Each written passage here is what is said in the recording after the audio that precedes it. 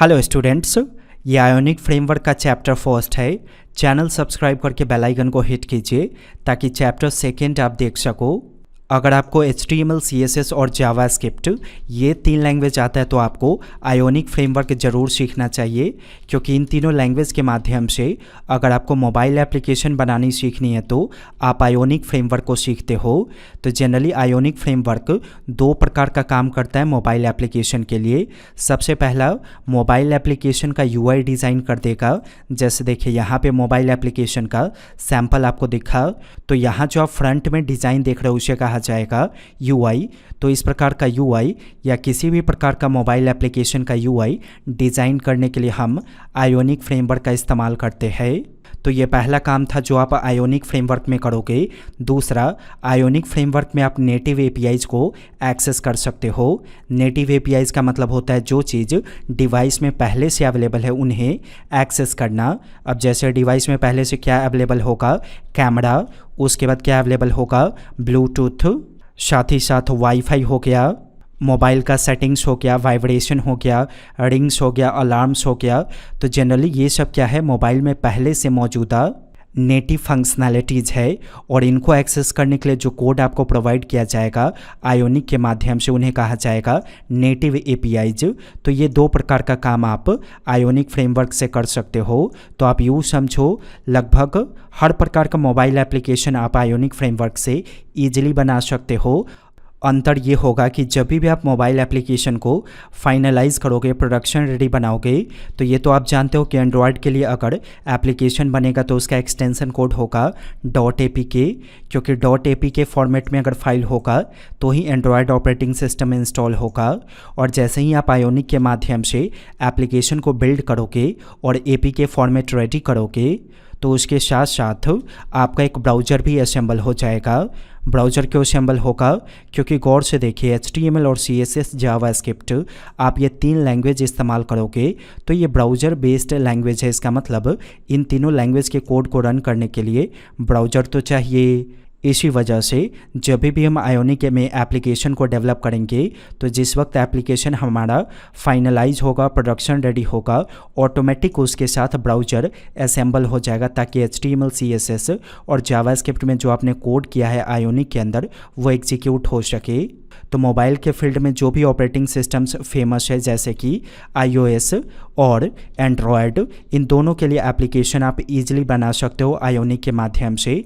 ये first video था, PC को प्रिपेयर कर लेते हैं ताकि हम अगले वीडियो से प्रैक्टिस कर सके। आयोनिक को इंस्टॉल करने के लिए सबसे पहले आपके पास Node.js होना चाहिए। तो सर्च कर लीजिए Node.js को, और फर्स्ट लिंक पे क्लिक करके जो ये वर्जन आपको दिखे LTS वाला, आप इस पर क्लिक करो और यहाँ से आप इसे डाउनलोड कर लो। जब डाउनलोड हो जाए तो Node.js को इंस्टॉल करना शुरू कीजिए। नेक्स्ट पे क्लिक कीजिए, एक्सेप्ट कीजिए, फिर नेक्स्ट कीजिए, फिर से नेक्स्ट कीजिए, फिर नेक्स्ट पे क्लिक कीजिए और फिर नेक्स्ट पे क्लिक करके इंस्टॉल पे क्लिक कर दीजिए। जब तक ये इंस्टॉल हो रहा है हमारे वेबसाइट पे आइए, webinstitute.com पे। शायद अगर आप फर्स्ट टाइम आए हो वेबसाइट पे तो हमारी ऑनलाइन सॉफ्टवेयर इंजीनियरिंग क्लासेज के बारे में सारी इन्फॉर्मेशन को ज़रूर प्राप्त कीजिए, क्योंकि जब ये कोर्स आप ऑनलाइन करोगे तो इसमें आपको website, mobile application, softwares, testing, debugging, cloud computing, artificial intelligence, machine learning, ये सारा कुछ सिखाया जाता है।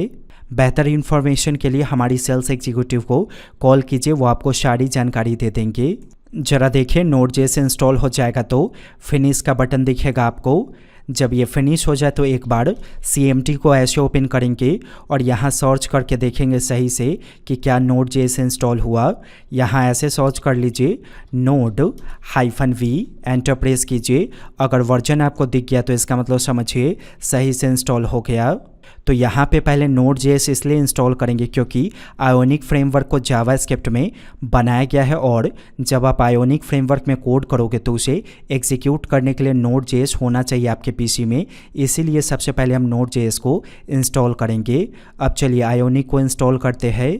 कमांड को ओपन कर लीजिए और यहाँ राइट कीजिए npm install -g। -g का मतलब हो गया ग्लोबल, इसलिए राइट करेंगे -g को, ताकि हम कहीं पे भी प्रोजेक्ट रखते हैं, चाहे वो डेस्कटॉप पे हो या माई कंप्यूटर के लोकल डिस्क D में या E में, कहीं से भी आयोनिक फ्रेमवर्क का कोड एग्जीक्यूट कर जाए। इसके लिए हम आयोनिक फ्रेमवर्क को ग्लोबली इंस्टॉल करने के लिए यहाँ पे राइट करेंगे G। यानी कि -G। अब यहाँ राइट कर दीजिए @ionic/CLI। CLI का मतलब है command line interface. Enter press कीजिए। इंटरनेट कनेक्शन को ऑन रखेंगे, थोड़ा टाइम लगेगा और इंटरनेट से डेटा डाउनलोड होकर इंस्टॉल हो जाएगा आपके पीसी में।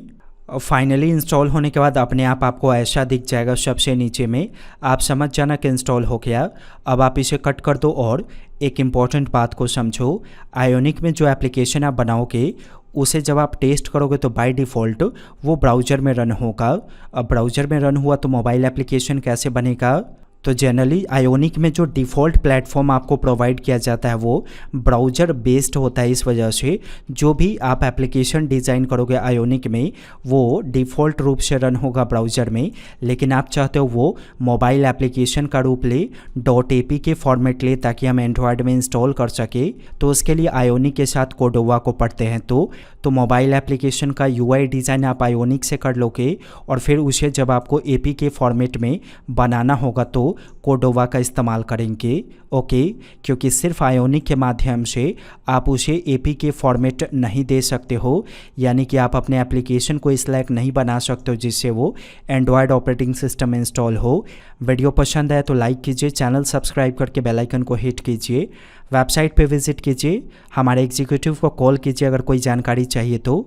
वेब इंस्टीट्यूट के वीडियो को देखने के लिए आपका बहुत बहुत धन्यवाद।